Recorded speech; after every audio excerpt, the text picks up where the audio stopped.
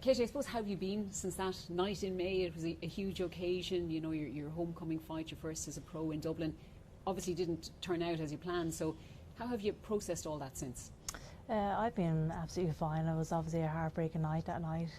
It's not how I wanted my homecoming to go, but I have a second chance here, and I came away very, very encouraged for that fight. And I just went back to the gym straight away and started working, and you learn so much from those failures and from those losses, and I'm not one to dwell in the past. I'm not one to look back and feel sorry for myself. I just get on with things, and I was in the gym that week working on towards the rematch, and here we are a few days away, and I'm just very, very grateful that I have this opportunity again, and I have a chance to bring big time boxing back to our nation once again, and I have a chance to rectify things. It's such a rare feeling for you, you know, obviously you had the Olympic moment and that night in Dublin in May, and that way, I suppose the way you worked through it was it to just get back in the ring, just get back at it? Yeah, exactly. Like I said, I'm not one for feeling sorry for myself, or you know, it was obviously a very, very disappointing night, but that's all part of the journey. This life is full of those ups and downs, and that's where all the growth happens as well, throughout those failures and those losses. But I have a lot of hope that I knew the rematch was coming, and I went straight back to the gym with my coach, and just put the work in, and feel better than ever for this rematch. And when you and your team analysed it, was there one thing, a number of things? What did you sort of pinpoint as to why it didn't go your way? It was just one of those nights. It's just you know, probably a bit of a flat performance, but you know, Chantelle did her job very well, so all credit to her. But I have a chance to make things right this time around. I put the work in. I've put my body through the trenches over these last few months in preparation for this rematch, and I'm just excited for Saturday night now. Was the going up a weight, was that a huge part of it? I wouldn't say that made much of a difference, to be honest. It's only 5 pounds. It's not really that big of a deal to go up and down, you know, the weights. But I feel very, very comfortable at this weight. I feel very strong at this weight, and I have a chance now again on Saturday night to step in and become a 2-weight undisputed champion. And this is a huge fight for me, and I'm just very excited. You said you were a bit flat maybe that night. How far off your best do you think you were?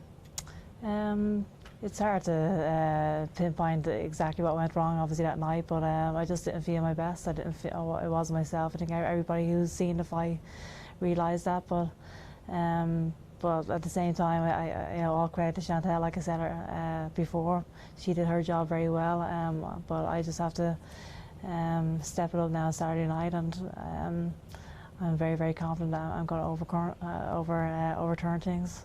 You could have just walked away. You've had a brilliant career, but was that ever enter your head? No, definitely not. That's not the way I wanted to end my career.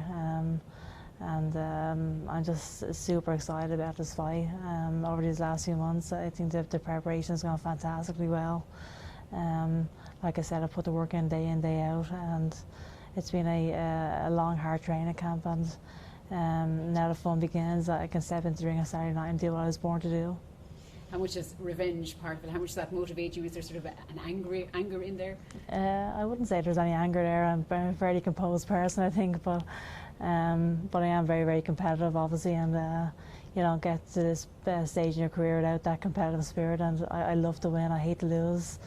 It's a heartbreaking feeling to lose, but you know, the winning feeling is obviously amazing, and that's why I train so hard.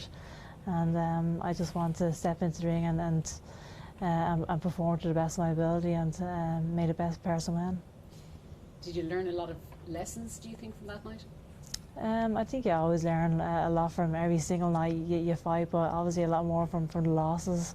You come away, you're forced to analyse things a bit more, and yeah, certainly I learned an awful lot from that fight, and yeah, here we are again a few days away, and just, like I said, I'm just super excited to step into the ring on Saturday.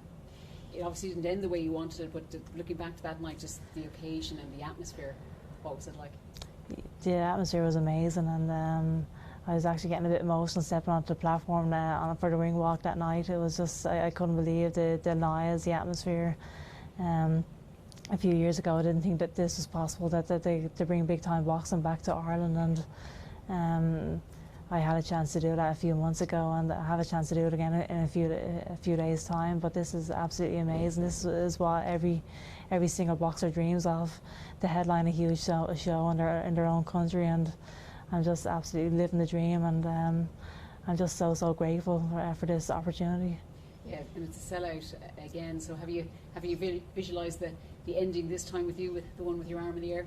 Yeah, of course. You know, I'm definitely envisioning a great night for myself, and like I said, I have put all the hard work in. I have an amazing team, an amazing coach, an amazing family, and yeah, the support has always been incredible, and I feel amazing going into this fight this time round, and I'm looking forward to a great night.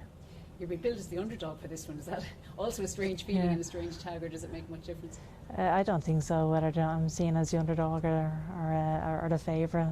My mindset is always completely the same. I'm going in to win the fight, and yeah, I just can't wait to step in there. This is, like I said, this is what I was born to do, and this is the gift that God has given me, and I just wanted to display that, fully display that on Saturday night. I think I heard Eddie Hearn mention during the week, you know, if you were to win this one, it would be a stepping stone, that a Croke Park bout would be back on the agenda. Is that something you've thought about? I mean, I'll never turn down a Croke Park fight, obviously, but first things first, I have to win this fight on Saturday, and then we can obviously have that conversation after Saturday night. But just the fact that we were even talking about it is amazing, isn't it? A chance to fight in Croke Park, but you know, yeah, I just have to stay focused on what's ahead. But obviously a huge appetite there, obviously because you've had such a long and successful career. You know, the word retirement pops up every now and then, but that's obviously not something you're taking on board. Not right now. Obviously I can't do this forever. I realise that, and I definitely don't want to do this forever. I don't want to be taking punches for the rest of my life, but right now I feel fresh, I feel great, and I don't think it's ever good to be thinking about retirement just before a fight. My mind is completely focused on what's ahead, and yeah, I'm loving my job still. I'm still so passionate about my job. My body still feels great, and so there's no point in thinking about retirement just yet.